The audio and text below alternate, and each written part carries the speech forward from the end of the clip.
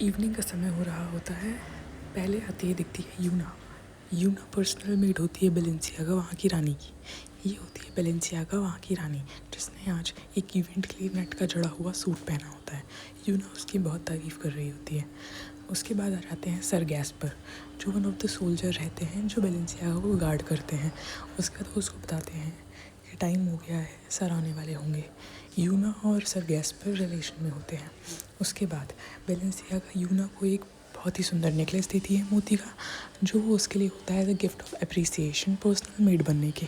Then फिर Gaspar उसको help करता है वो पहनने में। उसके बाद वहाँ पर बेलेंसियागा का हस्बैंड आरॉन आ जाता है। जैसे ही आरॉन आता है, आरॉन को देख के वो काफ़ी ज़्यादा शॉक हो जाती है, क्योंकि वो बहुत ज़्यादा सुंदर दिख रहा होता है, बहुत हैंडसम दिख रहा होता है, बेसिकली नॉट सुंदर। उसके बाद आरॉन उसके हाथ में किस करता है और फिर वो दोनों निकल जाते हैं पार्टी के लिए। उसके बाद पार्टी में जाने के लिए वो बहुत ज़्यादा नर्वस हो रही होती है, तो आरॉन उससे बोलता है don't be nervous, I am there with you. वो उसको तसल्ली देता है कि मैं तुम्हारे साथ ही रहूँगा। उसके बाद फिर वो लोग एंटर करते हैं पार्टी हॉल में, जो पेरिस में हो रही होती है, मेजेस्टी के पास। वहाँ पर संगीत बज रहा होता है, बहुत प्रकार के खाने होते हैं और बहुत ही सारे लोग होते हैं। जैसे ही वो एंटर करते हैं, उन्हें देख के गॉसिप करने लगते हैं, क्योंकि आरॉन एक प्रतियोगिता जीता होता है। जब वो लोग अंदर आते हैं तो देखते हैं आरॉन के गार्ड खड़े होते हैं वहाँ पर। वो गार्ड को देखकर बोलता है ये तुमने आज भी मेरे कपड़े पहने ना? तो बोलता है नहीं नहीं, आप यहाँ पर मेरे कपड़े नहीं उतरवा सकते हैं। तो फिर वो देखकर उसको बोलता है कि ये कपड़े तुम पे सूट कर रहे हैं। तो वो और ज़्यादा इंप्रेस हो जाता है और बहुत फ्रेंडली बनने की कोशिश करता है। देन फिर वहाँ साइड में सेकंड प्रिंस जो विलन रहता है, वो खड़े होकर ये सब देख रहा होता है। उसके बाद एंट्री होती है मेजेस्टी की। वो अपनी बेटी प्रिंसेस के साथ एंटर करते हैं। उसके बाद वो लोग सब बैठ जाते हैं और फिर बेलेंसियागा सोच रही होती है प्रिंसेस को देखे कि वो कितनी ज़्यादा एलिगेंट है। तो उसका हस्बैंड उसको देख के बोलता है तुम ज़्यादा नर्वस मत हो। उसके बाद वो एक डार्क फेस बना के बोलता है प्रिंसेस को तो मैं यहीं पर ख़त्म कर दूंगा।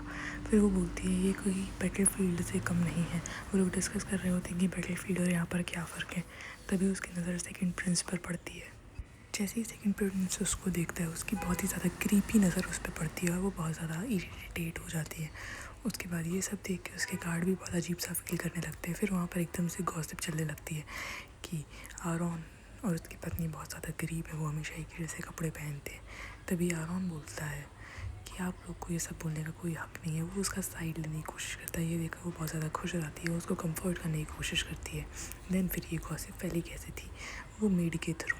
तो फिर सब वापस गॉसिप करने लगते हैं कि आरॉन का अफेयर चल रहा है। उसकी वाइफ ये सब जानती है। ये सब सुन के उसके गार्ड भी बहुत ज़्यादा शॉक हो जाते हैं। फिर उसके बाद ये सब सुन के आरॉन बहुत ज़्यादा गुस्सा हो जाता है। वो इतना गुस्सा हो जाता है कि उसका लगता है वो मर्डर कर दे इन लोग का। लेकिन तो भी वो कुछ नहीं बोलता। उसकी वाइफ बोलती है तुम शांत हो जाओ। वो उसको कंफर्ट करती है। वहाँ पर बहुत सारी लेडीज़ आ जाती हैं। फिर स्टार्ट होता है मेन एक्ट। उसके बाद एक लेडी बोलती है हमने तो यही सुना था किसी के थ्रू, पर ये उसने बोला कि ये आपने किसके मुंह से सुना। उसके बाद फिर वो अपने कपड़े दिखाने लगती है कि ये आपको गरीबों वाले कपड़े दिख रहे हैं, ये सिफॉन की नेट, ये ड्रेस और ये ज्वेलरी। उसके बाद ये सब देखकर वहाँ पर साइड में एक और इंसान आ आता है। वो किटी पार्टी में मिले थे, उसको याद था लेकिन नाम याद नहीं था। उसके बाद ये ह्यूमर्स फैले कैसे थे, वो ये पूछती है। तो फिर वो बोलती है कि ह्यूमर्स तो आपके सामने ही फैले थे। वो बोलती है ऐसा कुछ नहीं है, मैंने बस सुना था बट मैं जानती नहीं। वो अपने हस्बैंड को ही बोलती है। फिर बोलती है ठीक है, उस मेड को लाया जाए। जैसे ही वो मेड आती है, सब देख कर शॉक हो जाती है, क्योंकि ये वही मेड होती है जो गलत एलिगेशंस लगा रही थी मैडम के ऊपर। जैसे ही वो मेड आती है, आरॉन की वाइफ एकदम गुस्से में चली जाती है और फिर वो सबको बोलती है कि अच्छा आपने इसकी बात सुनी थी। ये सुन के वो मेड बहुत ज़्यादा डर जाती है, क्योंकि अब उसको पता चलता है कि अब तो सच्चाई सामने आ ही जाएगी। और जैसे ही सच्चाई सामने आती है, सब बोलते हैं कि इसको ले जाओ यहाँ से। उसके बाद फिर वो दोनों हस्बैंड वाइफ एक दूसरे को कंफर्ट करने लगते हैं। फिर वो सबको खुश देखकर वहाँ से साइड निकल जाती है, थोड़ी खुली हवा खाने के लिए। और यही आरॉन का बड़ा भाई देख लेता है, जो चाहता ही है उसको किसी ट्रैप में फंसाना। फिर वहाँ पर जब वो जहाँ वो जाती है, वहाँ पर वो एक आदमी को भेज देता है कि वो उसके साथ अफेयर चलाते हुए दिखाकर उसको बेइज्जत कर सके सबके सामने। ये विंडो से खड़े होकर फर्स्ट प्रिंस देख रहा होता है। फर्स्ट प्रिंस के पास एक आदमी खड़ा होता है जिसकी बेटी को भी पनिशमेंट दी गई होती है। वो उससे माफ़ी की भीख मांग रहा होता है, लेकिन तभी वो बोलता है कि तुम ये ग्लास पकड़ो और मैं जा रहा हूँ। तभी वहाँ आरॉन आ जाता है उसको धमकी देने की मेरी वाइफ से दूर रहो। और उसको देखकर वो वैसे ही बहुत ज़्यादा डर जाता है। नीचे यहाँ पर बेलेंसियागा बोल रही होती है तुम अगर जल्दी नहीं हटे तो मैं चिल्लाऊंगी। तभी वहाँ पर यूना आ जाती है उसको बचाने के लिए। वो बोलती है आप तो ठीक तो है मैडम, और उसको देख के वो काफ़ी ज़्यादा खुश हो जाती है। उसके बाद वो आदमी पागल हो जाता है, क्योंकि उसके निशान लग चुका होता है एक फेस में ब्लड वाला। फिर वो लोग को गालियाँ देने लगता है और उन लोग की तरफ झपटा मारता है। तभी वहाँ सेकंड प्रिंस आ जाते हैं और बोलते हैं तुम्हारी हिम्मत कैसे हुई करने की, और वो डायरेक्ट उसका गला काट देते हैं। और जैसे ही उसका गला काटते हैं वो दोनों काफ़ी ज़्यादा डर जाती हैं। उसके बाद वो उसी कपड़े से उसका खून पोंछ रहा होता है। तभी वहाँ पर सर गैस्पर और ऑरॉन बात कर रहे होते हैं कि बैलेंसियागा कहाँ गई। तभी वो लोग गार्डन में आते हैं उनको दौड़ते हुए, और उन लोग को एक तेज़ आवाज़ आती है। फिर वो वहाँ जाके देखते हैं तो यूना को धक्का दे दिया होता है सेकंड प्रिंस ने। उसके बाद सेकंड प्रिंस बैलेंसियागा का हाथ पकड़ के उसको धमकी देने लगते हैं कि तुम उसको छोड़ के मेरे पास आ जाओ, मेरे पास पैसा है, पावर है और सब कुछ है। उसके बाद कहीं से बैलेंसियागा को आवाज़ आती है कि आरॉन उसको आवाज़ दे रहा है, तो वो उसको चिल्लाने लगती है I am here, I am here. उसके बाद वो प्रिंस को धक्का दे के आराम से गले लग जाती है और बोलती है he is a disgusting man, चलो यहाँ से, मेरा हो चुका है, मेरा मूड ऑफ हो गया है। उसके बाद वो उसको कंफर्ट करने की कोशिश करता है और फिर सेकंड प्रिंस बोलता है कि तुम यहाँ काफ़ी जल्दी आ गए। उसके बाद फिर वो दोनों चले जाते हैं और चिल्ला के बोलता है बैलेंसियागा मैं तुम्हारे पीछे ज़रूर रहूँगा। उसके बाद वो बैलेंसियागा को घर ले जाके थोड़ा बहुत कंफर्ट करने की कोशिश करता है क्योंकि उसके पैर वगैरह में चोट लग जाती है। और वो फिर उससे एक प्रॉमिस करता है कि मैं सेकंड प्रिंस को मारता हूँ, अभी मारने जा रहा हूँ। तो वो बोलती है अभी ज़रूरत नहीं है मारने की, पर तुम मुझसे प्रॉमिस करोगे तुम इन फ्यूचर उसको ज़रूर मारोगे, कैसे भी, चाहे ज़िंदा चाहे मरा हुआ, तुम उसे मेरा सर ला के दोगे और मुझे उसका सर अपने हाथों में चाहिए। उसके बाद ये प्रॉमिस लेकर वो लोग सो जाते हैं क्योंकि वो लोग ऑलरेडी बहुत ज़्यादा थक चुके होते हैं इस ड्रामा से और उन लोग को कंफर्ट मूवमेंट चाहिए होता है एक दूसरे का। दूसरी तरफ यूना, जिसको सेकंड प्रिंस ने धक्का दिया था, वो होश में आती है, देखती है सर गैस पर उसकी देखभाल कर रहे हैं। वो देखकर वो काफ़ी ज़्यादा दुखी हो जाती है और फिर वो पूछती है मैडम कैसी है, और जैसे ही सुनाई देता है कि मैडम सही है वो रोने लगती है। तभी वहाँ पर बैलेंसियागा आ जाती है और उसको कंफर्ट करते हुए कहती है तुम्हें परेशान होने की ज़रूरत नहीं है, तुम्हारी अभी छुट्टी चल रही है, तुम रेस्ट करो, सर गैस पर आप भी इसको रेस्ट करो। तो वो रोने लगती है काफ़ी ज़्यादा। फिर वो बोलती है कि मैं तलवारबाजी सीखूंगी क्योंकि अब मुझे खुद को प्रोटेक्ट करना सीखना पड़ेगा। तभी वहाँ पर कोई आ जाता है, उसको देख के बोलती है तो वो उसका को इंट्रोड्यूस करता है, मेरा नाम रॉबर्ट है और आज से मैं ही आपका ट्यूटर हूँ, मैं ही आपको तलवारबाजी सिखाऊंगा। उसके बाद वो उसको एक छोटी सी तलवार देता है स्टार्टिंग के लिए। देन फिर आरॉन उसके पापा और उसके भाई से बात करने निकल जाता है और वो लोग बात करते हैं बैलेंसियागा क्या कर रही थी। तभी बैलेंसियागा इधर चाकू सीखने की कोशिश कर रही थी। वो काफ़ी हार्ड ट्रेनिंग थी और उसके हाथ से चाकू गिर गया। उसके बाद फिर वो रॉबर्ट को बोलती है तुम्हारा अगर मुझे मन नहीं है सिखाने का तो तुम मत सिखाओ, मुझे कोई दिक्कत नहीं है। उसके बाद रॉबर्ट उसको बोलता है ऐसा कुछ नहीं है, आप मुझे मिसअंडरस्टूड कर रही है, मेरा नेचर ही ऐसा है, मैं हर किसी से ऐसी बात करता हूँ। उसके बाद वो उसको कुछ कंफर्टिंग वर्ड बोलता है। उसके बाद आरॉन बैलेंसियागा बोलती है ठीक है नेक्स्ट टाइम से हम और अच्छी मेहनत करेंगे। उसके बाद वो चली जाती है। तभी वहाँ देखती है साइड में कोई था। जैसे ही वो लोग उसको देखते हैं वो बोलती है आप, तो वहाँ पर तभी प्रिंस नजर आती हैं। वो लोग रोज़ गार्डन में रोज़ तोड़ते हैं। तो वो लोग बोलते हैं अच्छा तो आपकी मतलब ये था, ऐसे आप एजुकेशन देखने वाली थी। तभी वो लोग बात करने लगते हैं और फिर वो बैलेंसियागा को कुछ रोज़ेस देती है। बैलेंसियागा सोचती है वो कितनी ज़्यादा एलिगेंट है, कितनी ज़्यादा खूबसूरत है और कितने बेसिक काम करती हैं। फिर बैलेंसियागा वहाँ से आरॉन के पास चली जाती है और वहाँ पर वो देखकर बहुत ज़्यादा खुश हो जाती है कि वहाँ पर उसके पापा और भाई बैठे रहते हैं। वो सब उनको ग्रीट करती है और फिर वहाँ बैठ जाती है आरॉन के पास। वो लोग के अफेयर देखकर उसके पापा बहुत ज़्यादा खुश होते हैं कि चलो ये एटलीस्ट खुश तो है। और वो लोग खुशी खुशी में फिर बहुत सारी बातें करने लगते हैं। तो फिर एकदम से बैलेंसियागा पूछती है फिर से वॉर, आप लोग वापस वॉर पे जा रहे हैं। तभी आरॉन उसको कंफर्ट करते हुए बोलता है कि ऐसा कुछ नहीं है। लेकिन जैसे ही वो लोग चले जाते हैं आरॉन एकदम डार्क फेस लगा के बोलता है कि तुम्हें वॉर के बारे में किसने बताया।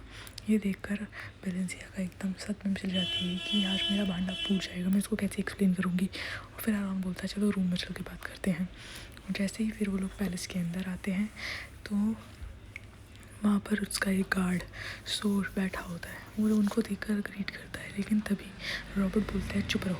वो उसको चुप रहने का इशारा करता है। वो बोलता है पीछे देखो पहले। और जैसे ही वो उनकी शक्लें देखता है वो उतरी हुई होती हैं और एकदम बहुत ही ज़्यादा डेंस होती हैं। फिर वो लोग डायरेक्ट अपने रूम में चले जाते हैं रोज़ रॉबर्ट को फंसा कर।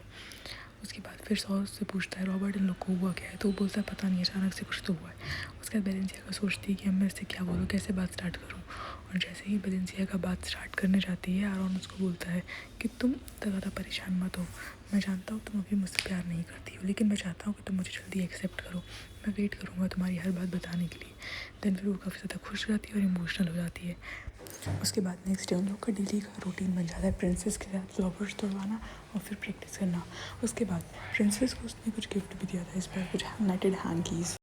वो देख के वो काफ़ी ज़्यादा इम्प्रेस हो जाती है क्योंकि वो नेटेड हैंकीज़ बहुत ज़्यादा सुंदर होते हैं। जो बगल में लेडी खड़ी होती है वो भी काफ़ी ज़्यादा इम्प्रेस हो जाती है क्योंकि उसको भी एक चाहिए होता है। देन फिर वो सारी बातें आरोन को बताती है, रेस्ट करते हैं क्योंकि वो तलवारबाजी में बहुत ज़्यादा थक जाती है। उसके बाद आरोन उसको बताता है कि अब हमें निकलना भी होगा। उसकी बात वो यही रूटीन रहता है उसका। पहले वो रोज़ तोड़वाती है, बातें करती है, वो काफ़ी ज़्यादा क्लोज रहती है प्रिंसेस से। उसके बाद फिर प्रिंसेस उसको एक दिन सजेस्ट करती हैं कि हम लोग को चर्च जाना चाहिए। ये बातें वो आरोन को बताती है और आरोन से बोलती है कि मैं चर्च जा सकती हूँ, उसका कुछ काम भी रहता है चर्च में। उसके बाद फिर नेक्स्ट डे वो लोग चर्च आते हैं।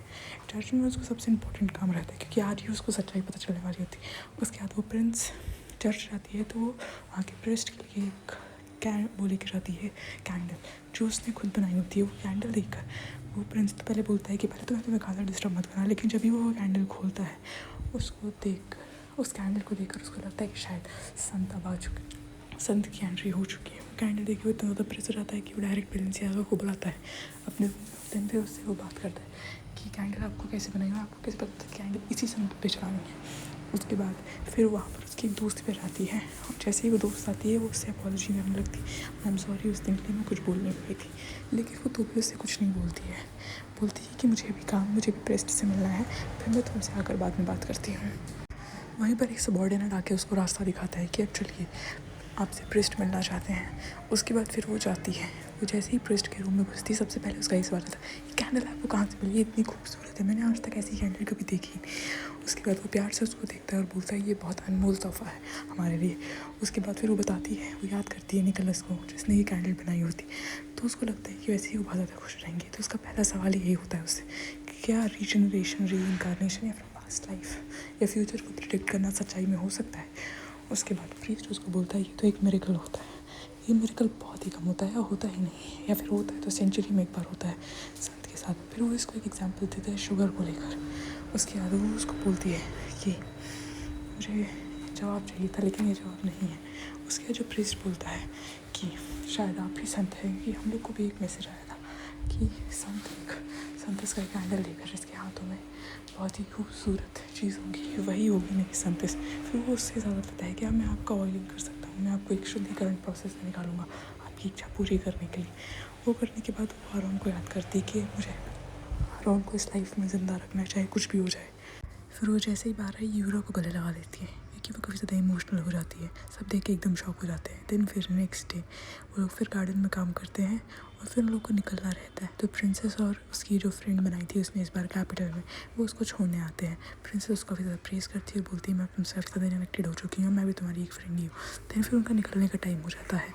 फिर वो लोग कैरेज में बैठ कर निकल जाते हैं। वहीं पर सेकंड प्रिंसेस को देख रहा था, उसको देख कर काफ़ी ज़्यादा चढ़ जाती है और बहुत ज़्यादा गुस्से वाला फेस बना लेती है।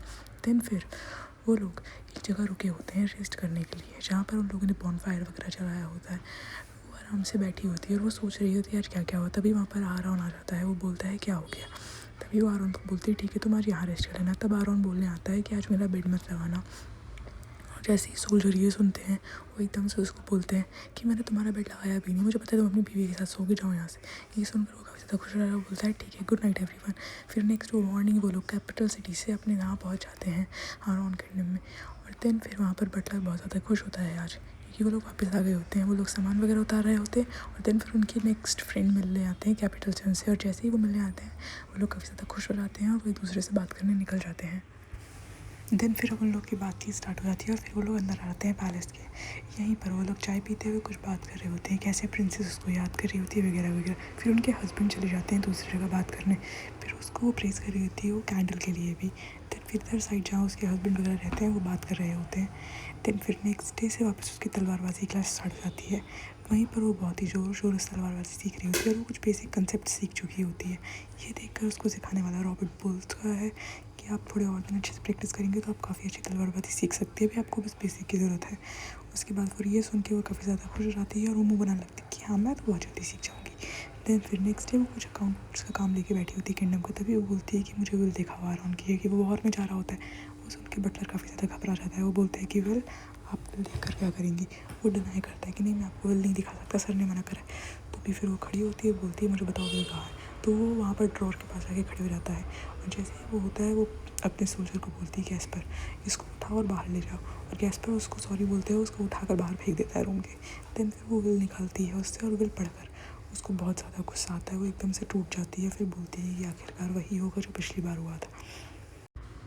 फिर बटलर वहीं पहुंच जाता है आरोन के कमरे में और वो आरोन को बताता है कि मैम ने विल पढ़ ली। और जैसे ही वो आरोन सुनता है तभी वहाँ से आरोन भागता है। वो अपने सारा काम धाम छोड़ के वो डायरेक्ट अपने रूम में भागता है, क्योंकि उसको पता था कि अब उसकी खैर नहीं। जैसे ही वो अपने रूम में पहुँचता है वैसे ही वो देखता है कि वेलेंसिया का विल पढ़ रही है तेज़ उसके लिए।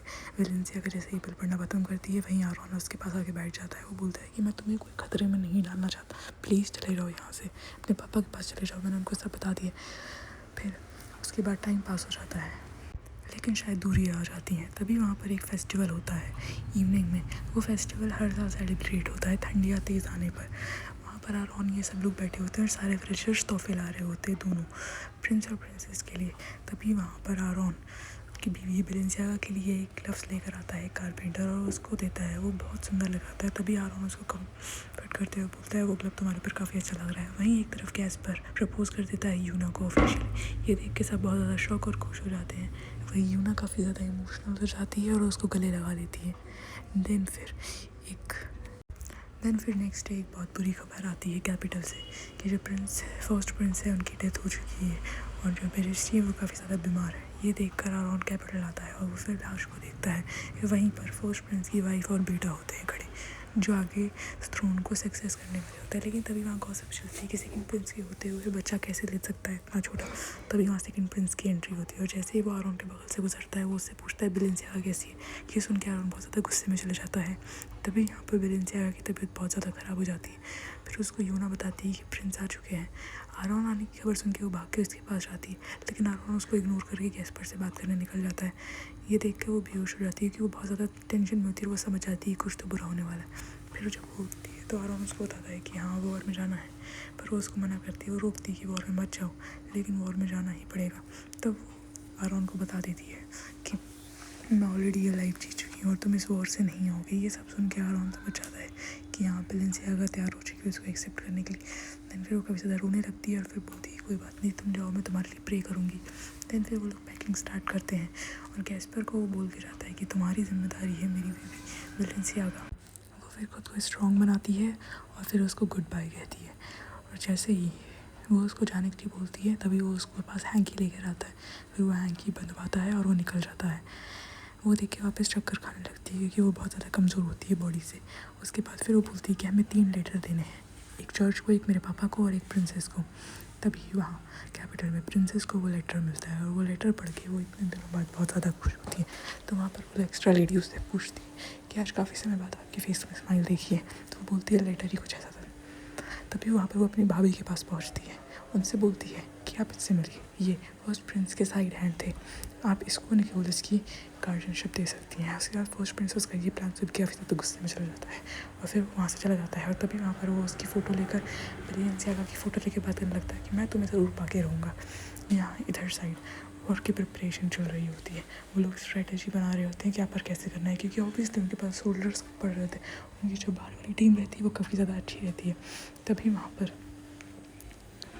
वेलेंसिया ने एक लेटर अपनी फ्रेंड को भी भेजा था। वो आ जाते हैं यहाँ पर रीइंफोर्समेंट लेके। तब भी आरोन को डाउट रहता है कि हमारे अलायंस है कि प्रिंस के प्रिजनर। उसके बाद फिर उसको बाहर लेके जाता है और उससे बात करने की कोशिश करता है कि तुम मुझे सच्चाई बताओ, तुम क्या चाहते हो मुझसे, तुम हमारे साथ यहाँ दोस्ती की वजह से आए हो कि प्रिंस की वजह से आए हो। ये सुन के वो उसको बताता है कि मेरी वाइफ ने अभी मुझसे कहा था कि मुझे उसकी मदद करनी है, क्योंकि मैंने पहले भी उसको एक बार बुरा फील करवा चुका है। ये सुनकर वो उससे हाथ मिलाता है और बोलता है ठीक है अपन साथ में काम करेंगे। तभी वहाँ पर सीना आ जाती है और वो बहुत बड़ी तादाद में रहती है। दूसरी तरफ वेलेंसिया का बटलर से कुछ बात कर रही होती है, कुछ पूछताछ कर रही होती है। वो बटलर से पूरा ही स्टेट का राज आने के लिए बोलती है कि हम लोग को देखना पड़ेगा कहाँ पर क्या हो रहा है, क्योंकि ऑब्वियसली यहाँ पर अभी वॉर चल रही है और सबको दिक्कतें तो हो रही होंगी। फिर वहाँ पर सैर के लिए निकलती है, सारी दुकानों में सबसे जाकर सबकी दिक्कतें पूछती है। उसके बाद फिर वो एक दुकान में जाती है, वहाँ पर वो बोलती है कि पहले तो तुम रिस्पेक्ट करना और भरोसा करना सीखो हमारे ऊपर। उसके बाद काफ़ी दिनों से उसकी तबीयत बहुत ज़्यादा ख़राब होती है, वो अच्छे से खा पी नहीं रही होती है। तभी वहाँ पर एक इंसान आ जाता है जो सडनली उसको एक हैंकी देता है। वो हैंकी देखकर उसको याद आ जाता है ये हैंकी तो मैंने आरोन को दिया था। वो काफ़ी ज़्यादा घबरा जाती है कि ये हैंकी तो मैंने आरोन को बोला था, ये हैंकी यहाँ पर क्या कर रहा है रिवर के पास। और ये रिवर डायरेक्ट वॉर प्लेस से आ रही होती है और फिर दूसरी तरफ कैपिटल सिटी में निकोलस, जो अपने गार्जियन के साथ जा रहा होता है बेलफोर्ड स्ट्रीट, वो आता है प्रिंसेस से मिलने और उसको बोलता है ये गिफ्ट मैं ग्रैंड पा के लिए लाया हूँ, या प्लीज़ उनको दे दीजिएगा। उसके बाद फिर वो अलविदा लेता है। फिर वो आकर ग्रैंड पा के पास बैठती है, अपने पिता के पास, जिनकी तबीयत बहुत ज़्यादा ख़राब होती है फर्स्ट प्रिंस के डेथ के बाद। वो फिर उनको बताती है निकोलस ने आपके लिए एक गिफ्ट भेजा है, आपकी सेहत के लिए, आप उसको अच्छा करिए। और वो उसको सारी अपडेट देती है वॉर की। वो गिफ्ट देखकर वो बोलते हैं ये गिफ्ट मेरे ऊपर नहीं तुम्हारे ऊपर ज़्यादा चलाएगा, और वो उसको पहना देते हैं। और वाकई में वो गिफ्ट बहुत ज़्यादा प्यारा होता है उसके ऊपर। उसके बाद फिर वो लोग कुछ बातें करने लगते हैं और दूसरी तरफ यहाँ पर वो हैंकी लेके उसके बनावे वाले के पास आ जाती है। फिर वो हैंकी देखकर बोलती है नहीं, ये प्रिंस का हैंकी नहीं है, ये हैंकी तो उन 10 हैंकी में से बनाया गया है जो कैपिटल सिटी गए। ये देख के वो अच्छी गहरी सांस लेती है और फिर वो गुस्से में बोलती है कि हमें वारेवर के पास जाके चेक करना चाहिए। फिर वो लोग उसको रोकती भी है, लेकिन तो भी वो नहीं मानती है और फिर वो रिवर के पास चली जाती है गैस्पर को लेकर। जैसे ही वो रिवर के पास पहुंचती है वो फिर अंदर जाती है अपने घोड़े को साइड में खड़ा करके, और जैसे ही वो अंदर जाती है वो सेकंड प्रिंस को देखती है वहाँ खड़े हुए, तो वो सारी चालीस बच जाती है। सेकंड प्रिंस उसको देख के बोलते हैं मैंने आई मिस यू। उसके बाद उसको बहुत ज़्यादा घिन लगती है क्योंकि वो उस आदमी से बहुत ज़्यादा चिढ़ती है। उसके बाद सेकंड प्रिंस बोरी से उसके आरोन का एक आर्मर निकालते हैं उसके सर का। ये देखकर वो काफ़ी ज़्यादा शॉक में चली जाती है और एकदम नीचे बैठ जाती है ज़मीन में। और वो आरोन को याद करने लगती है जैसे आरोन ने प्रॉमिस करा था मैं वापस ज़रूर आऊँगा। लेकिन सेकंड प्रिंस उसके पास आके उसको पकड़ लेते हैं और सेकंड प्रिंस जैसे ही उसको पकड़ते हैं वो होश में आती है और बोलती है कि तुम निकलो यहाँ से, तुम मुझे छूना ही मत, तुम एकदम बेशरम आदमी हो और आरोन कहीं नहीं जा सकता। और फिर वो उसको चाकू निकाल के अटैक करने की कोशिश करती है, लेकिन वो अटैक मिस हो जाता है क्योंकि second Prince already trend soldier रह चुके हैं, तो वो मिस हो जाता है। उसके बाद फिर उसके बाल पकड़ के उसको चिल्लाने लगता है कि तुम्हें कब से समझा रहा हूँ, तुम्हें समझ में नहीं आ रहा, वो मर चुका है। लेकिन वो उसके चाकू से अपने बाल काट देती है बहुत होशियारी से और फिर उससे दूर भाग जाती है। तभी वहाँ पर गैस्पर आ जाता है। गैस्पर एक तीर मारता है उसकी तरफ और बोलता है दूर रहो यहाँ से। और फिर वो गैस्पर को समझाती है कोई बात नहीं, यहाँ पर उलझने का कोई मतलब नहीं, तुम यहाँ से चलो। और फिर वो गैस्पर को लेके निकल जाती है और फिर जाते जाते आरोन का आर्मर भी उतार लेती है। और जैसे ही वो आर्मर उतार के निकलती है वैसे ही वो घोड़े में बैठ के फिर निकल जाती है। और फिर जब वो निकल जाती है तब वो उसको एकदम से बहुत सारी चीज़ें याद आने लगती हैं, तो वो बेहोश हो जाती है रास्ते में। और जब उसकी आँखें खुलती है वो अपने बेड पे बैठी होती है और फिर वो बोलती है कि तुम मत परेशान हो, मुझे सब पता है कि मैं प्रेग्नेंट हूँ। और जैसे ही वो प्रेग्नेंट होने की बात सुनती है एकदम से आरोन उसको कुछ एहसास होता है, लेकिन आरोन अपनी बस्ती से बिगड़ चुका होता है क्योंकि वो और लड़ते लड़ते कहीं साइड में आ जाता है और वो कहीं फिसल जाता है। उसके बाद वो लोग उसकी हेल्प करते हैं सोल्जर्स को बर्न करने में। फिर वो उससे पूछते हैं कि तुम आए कहाँ से हो, तो आरोन बताता है मैं बस अपनी टोली से बिछड़ गया हूँ। ये सुनकर वो लोग उसकी हेल्प करते थोड़ा सा उसको अपनी टोली तक पहुँचाने के लिए। तभी वो वहाँ देखता है कि वहाँ कुछ जासूस होते हैं, वो उनको मारता है। तभी वहाँ पर रॉबर्ट और सौरा जाते हैं, वो उसको बताते हैं कि अभी तक क्या क्या हुआ है। और फिर वो उसको बताता है कि ऐसे उसका आर्मर छीन लिया गया था, उसको मारने की कोशिश करी गई थी। तो फिर रॉबर्ट उसकी पट्टी करता है और जैसे ही वो पट्टी करता है वो उसको बताता है कि आपकी आँखों का निशान इतना गहरा नहीं है, आप सेफ़ हैं। या दूसरी तरफ आरोन ईस्ट स्टेट पर बहुत सारे सेना आ जाते हैं। सेकंड प्रिंस अपनी सेना लेके पहुंच चुका होता है और ये देख के बेलेंसियागा ये चीज़ सोचती है कि तुम नहीं बदलोगे, तुम ज़रूर मार खाओगे और तुम मेरे हाथों ही मरोगे। उसके बाद फिर वो अपने लोगों को इकट्ठा करती है और उनसे बोलती है कि अब स्टेट सुरक्षित नहीं है, अगर आप लोग को जाना है तो आप लोग जा सकते हैं। लेकिन वहाँ के लोग उसको बोलते हैं कि नहीं, ये हमारा रहस्य है, हम इसका प्रोटेक्शन करेंगे। ये सुन के वो काफ़ी ज़्यादा इमोशनल हो जाती है और फिर वो सबको धन्यवाद करती है और सब उसको तसल्ली देते हैं ऐसा कुछ नहीं होगा, वो ज़रूर वापस आएंगे। इधर दूसरी तरफ वो जब आके छत से देखती है कि ये लोग ने यहाँ पे बस्ती बिछा ली है, फिर उन लोग को मिडिल फिंगर दिखा के बोलती है तुम लोग को जो करना है करो। ये देख के सेकंड प्रिंस बहुत ज़्यादा हंसने लगते हैं और वहीं दूसरी तरफ ये लोग सोचते हैं कि ये मैम ने ये सारे सिग्नल्स कहाँ से सीख ली। तभी दूसरी तरफ से खबर मिलती है कि आग लग चुकी है। जैसे ही आग की खबर मिलती है वैसे ही वो लोग भाग के जाते हैं। वहाँ पर उन लोग का पूरा गराज रखा हुआ रहता है, पूरे अनाज वगैरह वहीं से होते हैं।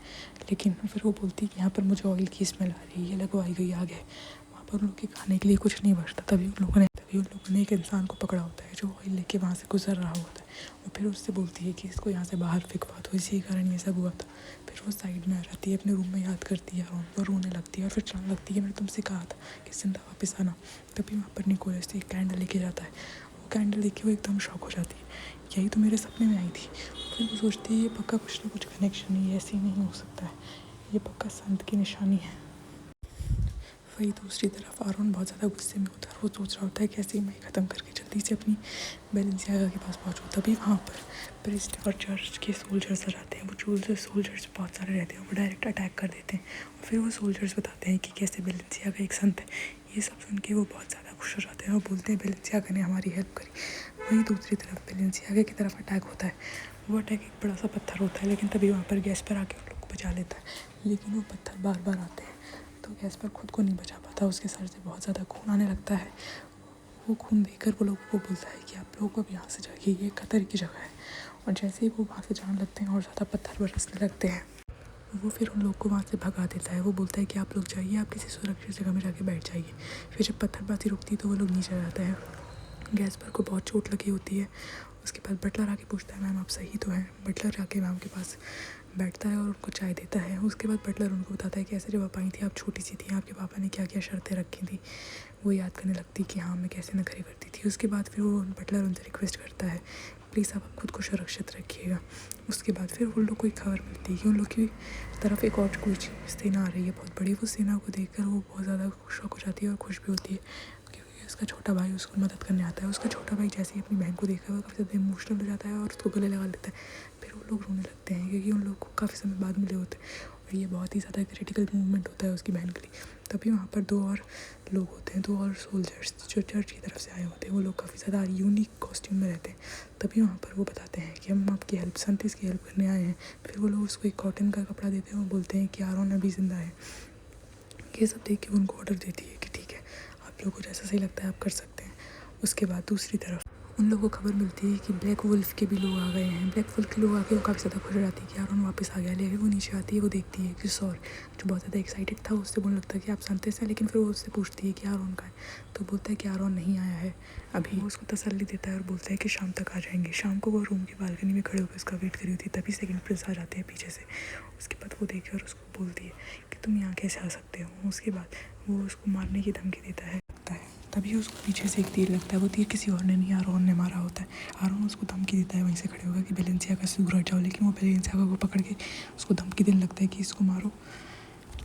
लेकिन तभी बेलेंसियागा बहुत होशियारी से उसी का चाकू निकाल के उसको मार देती है। फिर वो दोनों साथ में पीछे गिरने लगते हैं, लेकिन फिर वो सेकंड प्रिंस उसको पकड़ लेता है और बोलता है कि शायद यही मेरे प्यार का इम्तहान था। फिर उसको छोड़ देता है और वो खुद गिर जाता है।